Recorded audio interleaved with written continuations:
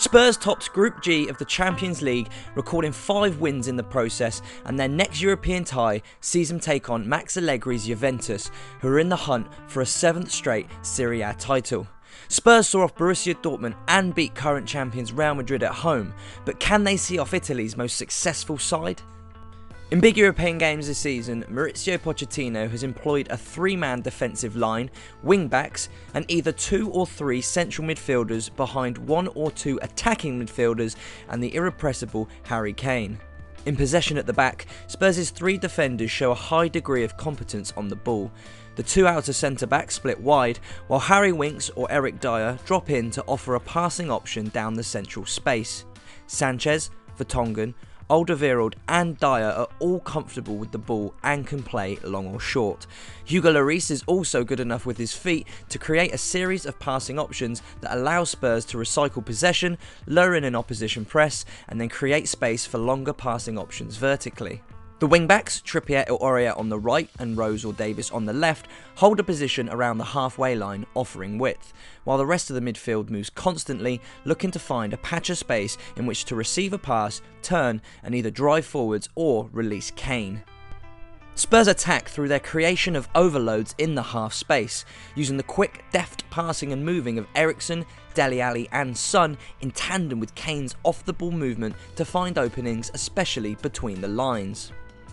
Defensively, Spurs press hard in the opposition half, using the touchline as a defender and seeking to capitalise on poor touches, situations where the opposition are facing their own goal and where players are close to the touchline. They often set up with a man-orientated press, staying close to players and then hounding them into errors, but will also cleverly press passing lanes. Against Dortmund and Real Madrid, Spurs settled rapidly into a low block once the halfway line was crossed, with the wing-backs dropping in to create a 5-man defensive line, shielded by a compact midfield 3 and Kane, plus one of the advanced midfielders staying slightly ahead of them. This allowed Spurs to defend the central spaces well, encourage the opposition to head wide, and have 2 men up for any potential counter-attacks. Spurs were happy to hold a deep line in their penalty area and rely on the aerial prowess to clear the ball from crosses. What they wanted to avoid was anyone attacking through the central space. Juventus will pose a challenge, of course. They're a superb side. Their 4-2-3-1 or 4-3-3 resemble systems that Spurs have already seen off in the competition, but Juventus offer a few specific threats that Spurs will need to counter. Juventus drop off into a compact 4-4-2 in defence, sometimes even a 4-5-1, which compresses the space available to opposition attackers. Juve's lack of aggressive pressing means that Spurs' possession in their own defensive third will likely not draw the Italian side forwards quite as much. Spurs could end up finding that they have a lot of time on the ball but no one to pass it to.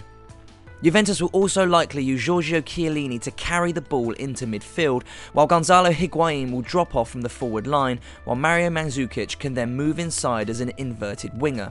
The Croatian will also pose an issue for Spurs' right back as he receives a lot of aerial passes due to his imposing height and physicality. These positional transitions could drag Spurs players away from their zones of responsibility and leave openings, especially for Blaise Matuidi to drive into Juventus' left half space. An intriguing tactical battle awaits. Spurs have shown they can beat Europe's best already this season, and if Pochettino gets it right, they can do so again.